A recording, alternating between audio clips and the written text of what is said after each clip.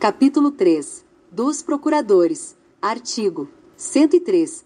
A parte será representada em juízo por advogado regularmente inscrito na Ordem dos Advogados do Brasil. Parágrafo único. É lícito a parte postular em causa própria quando tiver habilitação legal. Artigo 104.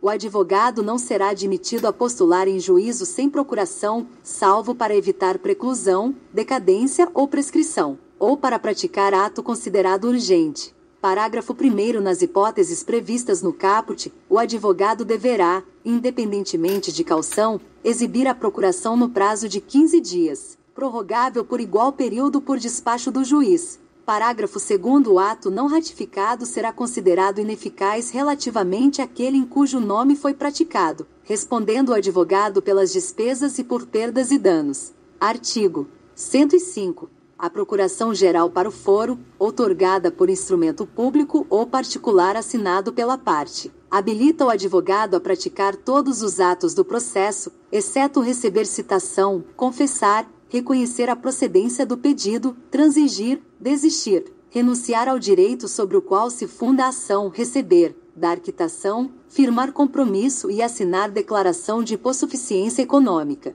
que devem constar de cláusula específica. Parágrafo 1º. A procuração pode ser assinada digitalmente, na forma da lei.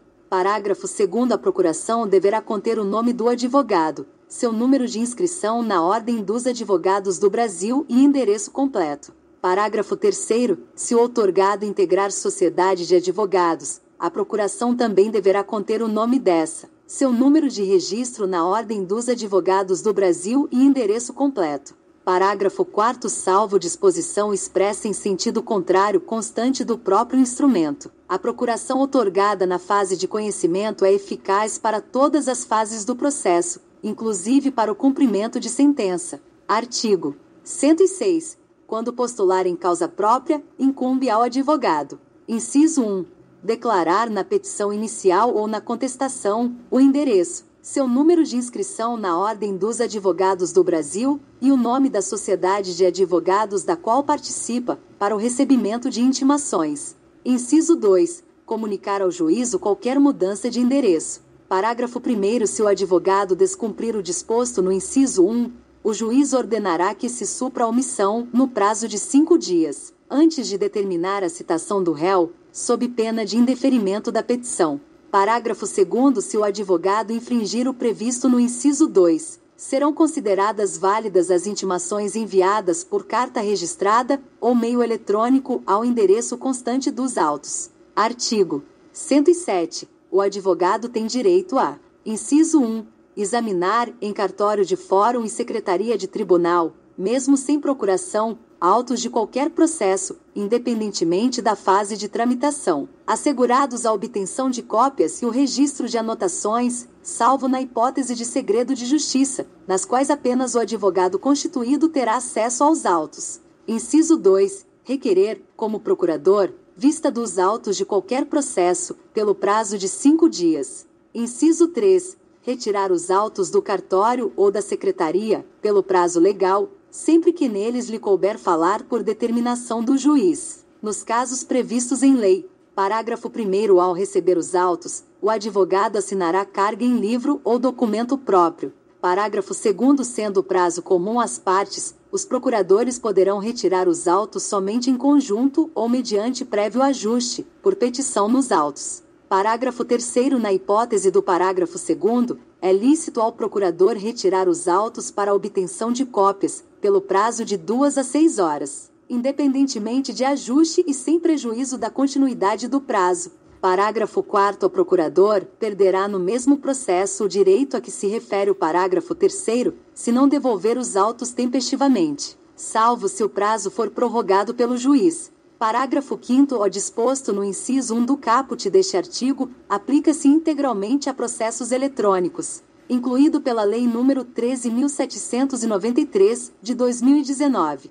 Capítulo 4. Da sucessão das partes e dos procuradores. Artigo 108. No curso do processo, somente é lícita a sucessão voluntária das partes nos casos expressos em lei. Artigo 109. A alienação da coisa ou do direito litigioso por ato entre vivos, a título particular, não altera a legitimidade das partes. Parágrafo 1º. O adquirente ou cessionário não poderá ingressar em juízo, sucedendo o alienante ou cedente, sem que o consinta a parte contrária. Parágrafo 2º. O adquirente ou cessionário poderá intervir no processo como assistente litisconsorcial do alienante ou cedente. Parágrafo 3º. Estendem-se os efeitos da sentença proferida entre as partes originárias ao adquirente ou cessionário. Artigo 110. Ocorrendo a morte de qualquer das partes, dar-se-á sucessão pelo seu espólio ou pelos seus sucessores, observado o disposto no artigo 313, parágrafos 1º e 2º. Artigo 111. A parte que revogar o mandato outorgado a seu advogado constituirá, no mesmo ato, outro que assuma o patrocínio da causa. Parágrafo único. Não sendo constituído novo procurador no prazo de 15 dias, observar-se-á o disposto no artigo 76. Artigo 112. O advogado poderá renunciar ao mandato a qualquer tempo, provando, na forma prevista neste Código, que comunicou a renúncia ao mandante, a fim de que este nomeie sucessor. Parágrafo 1º. Durante os 10 dias seguintes, o advogado continuará a representar o mandante, desde que necessário para lhe evitar prejuízo. Parágrafo 2º. Dispensa-se a comunicação referida no caput, quando a procuração tiver sido outorgada a vários advogados e a parte continuar representada por outro, apesar da renúncia. Título 2. Do litisconsórcio. Artigo 113. Duas ou mais pessoas podem litigar, no mesmo processo, em conjunto, ativa ou passivamente, quando 1. Entre elas houver comunhão de direitos ou de obrigações relativamente à lide. 2. Entre as causas houver conexão pelo pedido ou pela causa de pedir. 3. Ocorrer afinidade de questões por ponto comum de fato ou de direito. Parágrafo 1º. O juiz poderá limitar o litisconsórcio facultativo quanto ao número de litigantes na fase de conhecimento, na liquidação de sentença ou na execução, quando este comprometer a rápida solução do litígio ou dificultar a defesa ou o cumprimento da sentença. Parágrafo 2º. O requerimento de limitação interrompe o prazo para manifestação ou resposta, que recomeçará da intimação da decisão que o solucionar. Artigo 114. O litisconsórcio será necessário por disposição de lei, ou quando, pela natureza da relação jurídica controvertida, a eficácia da sentença depender da citação de todos que devam ser litisconsortes. Artigo 115. A sentença de mérito, quando proferida sem a integração do contraditório, será: inciso 1. Nula se a decisão deveria ser uniforme em relação a todos que deveriam ter integrado o processo. Inciso 2. Ineficaz, nos outros casos, apenas para os que não foram citados. Parágrafo único. Nos casos de litisconsórcio passivo necessário, o juiz determinará ao autor que requeira a citação de todos que devam ser litisconsortes, dentro do prazo que assinar, sob pena de extinção do processo. Artigo 116. O litisconsórcio será unitário quando, pela natureza da relação jurídica, o juiz tiver de decidir o mérito de modo uniforme para todos os litisconsortes. Artigo 117. Os litisconsortes serão considerados, em suas relações com a parte adversa, como litigantes distintos, exceto no litisconsórcio unitário, caso em que os atos e as omissões de um não prejudicarão os outros, mas os poderão beneficiar. Artigo 118. Cada litisconsorte tem o direito de promover o andamento do processo, e todos devem ser intimados dos respectivos atos. Título 3. Da intervenção de terceiros. Capítulo 1. Da assistência. Seção 1. Disposições comuns. Artigo 119. Pendendo causa entre duas ou mais pessoas, o terceiro juridicamente interessado em que a sentença seja favorável a uma delas poderá intervir no processo para assisti-la. Parágrafo único. A assistência será admitida em qualquer procedimento e em todos os graus de jurisdição, recebendo o assistente o processo no estado em que se encontre. Artigo 120. Não havendo impugnação no prazo de 15 dias, o pedido do assistente será deferido, salvo se for caso de rejeição liminar. Parágrafo único. Se qualquer parte alegar que falta ao requerente interesse jurídico para intervir, o juiz decidirá o incidente, sem suspensão do processo. Seção 2. Da assistência simples. Artigo 121. O assistente simples atuará como auxiliar da parte principal. Exercerá os mesmos poderes e sujeitar-se-á aos mesmos ônus processuais que o assistido. Parágrafo único. Sendo revel ou de qualquer outro modo omisso o assistido, o assistente será considerado seu substituto processual. Artigo 122. A assistência simples não obsta que a parte principal reconheça a procedência do pedido, desista da ação, renuncie ao direito sobre o que se funda a ação ou transija sobre direitos controvertidos. Artigo 123. Transitada em julgado a sentença no processo em que interveio o assistente, este não poderá, em processo posterior, discutir a justiça da decisão, salvo se alegar e provar que: inciso 1. Pelo estado em que recebeu o processo ou pelas declarações, pelos atos do assistido, foi impedido de produzir provas suscetíveis de influir na sentença. Inciso 2. Desconhecia a existência de alegações ou de provas das quais o assistido, por dolo ou culpa, não se valeu. Seção 3. Da assistência litisconsorcial. Artigo 124. Considera-se litisconsorte da parte principal o assistente sempre que a sentença influir na relação jurídica entre ele e o adversário do assistido. Capítulo 2. Da denunciação da lide. Artigo 125. É admissível a denunciação da lide, promovida por qualquer das partes. 1. Ao alienante imediato no processo relativo à coisa cujo domínio foi transferido ao denunciante, a fim de que possa exercer os direitos que da evicção lhe resultam. 2.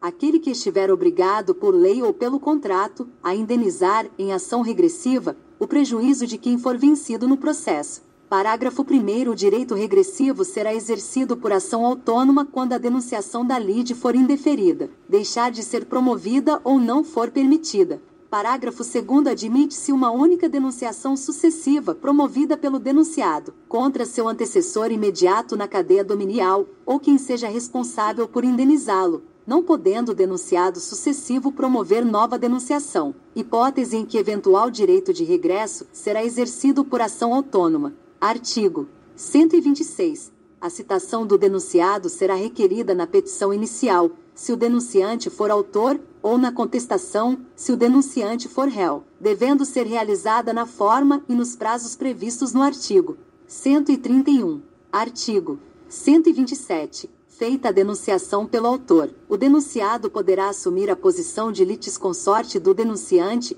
e acrescentar novos argumentos à petição inicial, procedendo-se em seguida à citação do réu. Artigo 128. Feita a denunciação pelo réu. Inciso 1. Se o denunciado contestar o pedido formulado pelo autor, o processo prosseguirá tendo, na ação principal, em litisconsórcio, denunciante e denunciado. Inciso 2. Se o denunciado for revel, o denunciante pode deixar de prosseguir com sua defesa, eventualmente oferecida, e abster-se de recorrer, restringindo sua atuação à ação regressiva. Inciso 3.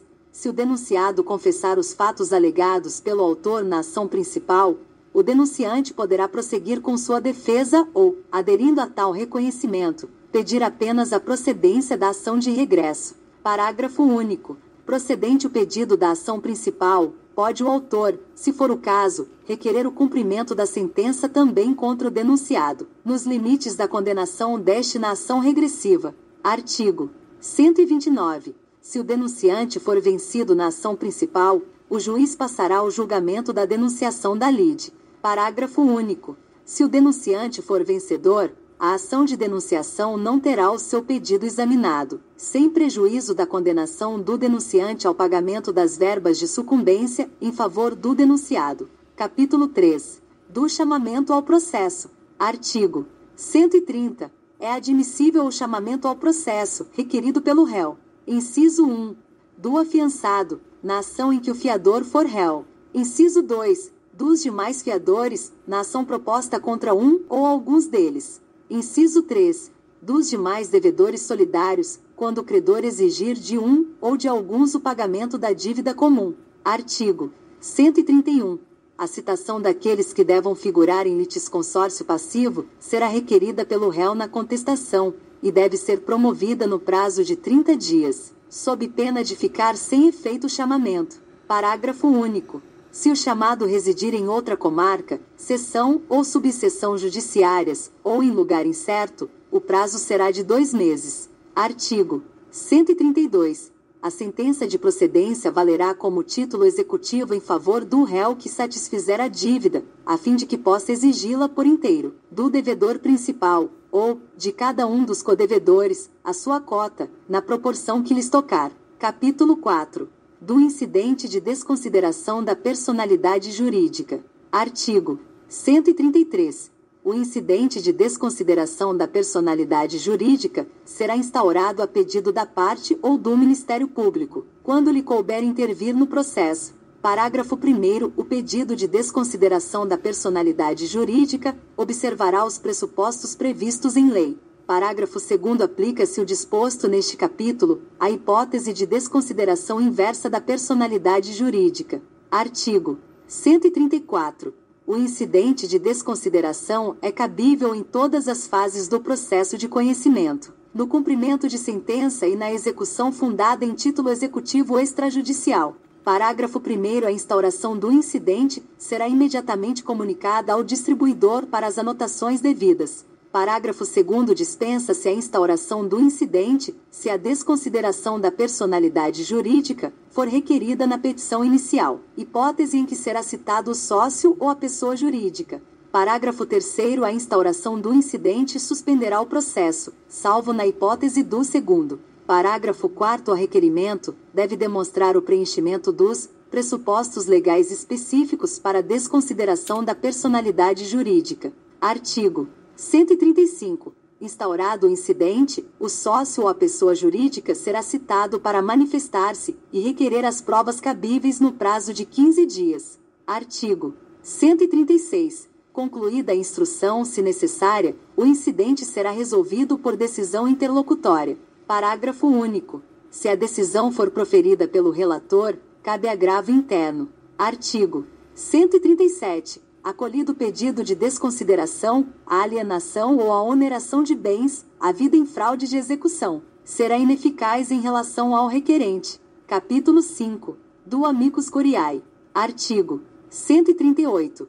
O juiz ou relator, considerando a relevância da matéria, a especificidade do tema objeto da demanda ou a repercussão social da controvérsia, poderá, por decisão irrecorrível, de ofício ou a requerimento das partes ou de quem pretenda manifestar-se, solicitar ou admitir a participação de pessoa natural ou jurídica, órgão ou entidade especializada com representatividade adequada, no prazo de 15 dias de sua intimação.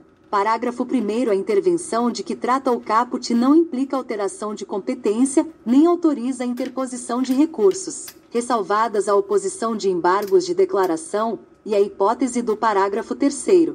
Parágrafo 2º. Caberá ao juiz ou ao relator, na decisão que solicitar ou admitir a intervenção, definir os poderes do amicus curiae. Parágrafo 3º. O amicus curiae pode recorrer da decisão que julgar o incidente de resolução de demandas repetitivas.